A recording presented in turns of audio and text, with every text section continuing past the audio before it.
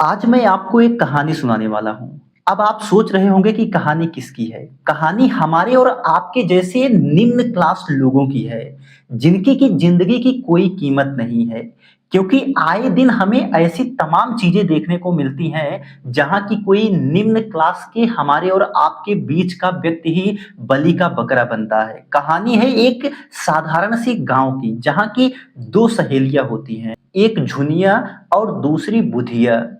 झुनिया और बुधिया दोनों बड़ी ही अच्छी सहेली होती हैं। दोनों में अपनी चीज़ों को लेकर के, अपनी हर ज़रूरत की चीज़ों से लेकर के अपने गुप्त चीज़ों की भी बातचीत होती है।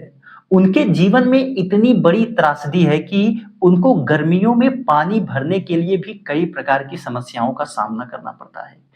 क्योंकि गर्मियों में देखा क्या जाता है कि बहुत सारी जगहों पर पानी सूख जाता है, जिससे कि पानी लोगों तक पहुँच नहीं पाता है और पानी के लिए बहुत सारी समस्याओं का सामना करना पड़ता है। फिर क्या होता है, पानी की इन समस्याओं से जूझते हुए धीरे-धीरे करके दोनों सहेलियाँ बड़ी होती हैं। बाद में होता क्या है कि झुनिया की शादी हो जाती है।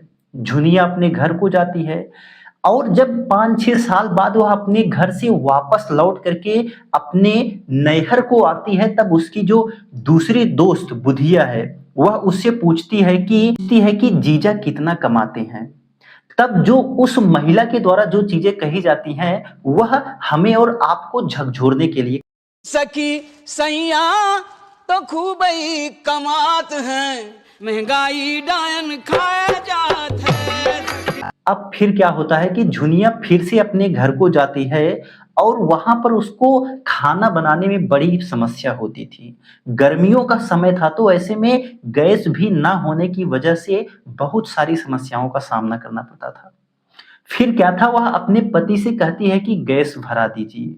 फिर क्या कहता है, अब चाहे जितनी करो कमाई, लेकिन बचे नया को पाई, सिलेंडर कैसे हम भरवाई, सब्सिडी अभी तलक ना।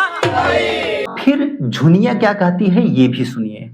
अब तो लग जाए धक से, अब तो लग जाए धक से, बड़े बड़े लोगन के बंगला दो बंगला, बड़े बड़े लोगन के बंगला दो बंगला, बड़े बड़े लोगन के ऐसी अलग से हमरे गरीबन के झोपड़ी जुलुमवा, हमरे गरीबन के झोपड़ी जुलमवा, हमरे गरीबन के झोपड़ी जुलुमवा, हमरे गरीबन के झोपड़ी जुलमवा। बरसे से पानी चुहे टप से, बरसे से पानी चुहे टप से, अब तो लग जाए धक से, अब तो लग जाए धक से, बड़े बड़े लोगन के पूरी और रबड़ी, बड़े बड़े लोगन के पूरी और रबड़ी, बड़े बड़े लोगन के पूरी और रबड़ी। वर्तमान की मोदी सरकार में फिलहाल की स्थिति यही है, जहां की व्यक्ति को हर चीज के लिए, हर छोटी मोटी जरूरतों के लिए बड़ी ही मशक्कत करनी पड़ रही है। पेट्रोल डीजल हो या फिर कोई और चीज हो, सारी चीजों के दाम बढ़ते जा रहे हैं। मोदी सरकार जब नई नई आई थी, तब यही कह करके आई थी सत्ता में कि वह लोगों के जीवन को सुधार देंगे। लोगों को सोना चांदी के लिए जो परेशानी होती थी, जो महंगाई थी, उस महंगाई को मिटाने की बात करके नरेंद्र मोदी प्रधानमंत्री बन गए। डीजल का क्या हुआ?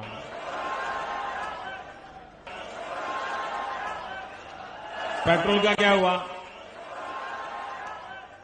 मित्रों, गैस हो, पेट्रोल हो, डीजल हो, हर प्रकार से महंगाई बढ़ रही है कि नहीं बढ़ रही है? लेकिन स्थिति कुछ भी ठीक नहीं हो पाई। जैसे स्थिति पहले थी वैसे ही आज भी बनी हुई है। धीरे धीरे करके यह बढ़ती ही जा रही है और आम लोग इस महंगाई से त्रस्त हैं, त्राहिमाम त्राहिमाम कर रहे हैं। लेकिन मोदी सरकार के ऊपर न तो इसका कुछ प्रभाव पड़ रहा है और ना ही महंगाई कम करने में भी सफल हो पा रही है। धीरे धीरे करके एक एक करके सभी राज्यों में भाजपा या कहें कि मोदी की ही सरकार बनती जा रही है, लेकिन तब पर भी कोई बदलाव देख, क्योंकि जिस चीज से जनता का सीधे कनेक्शन है, वह चीजें अभी भी उसको वही दामों में खरीदनी पड़ रही है या कहें कि महंगे दामों में ही खरीदनी पड़ रही है।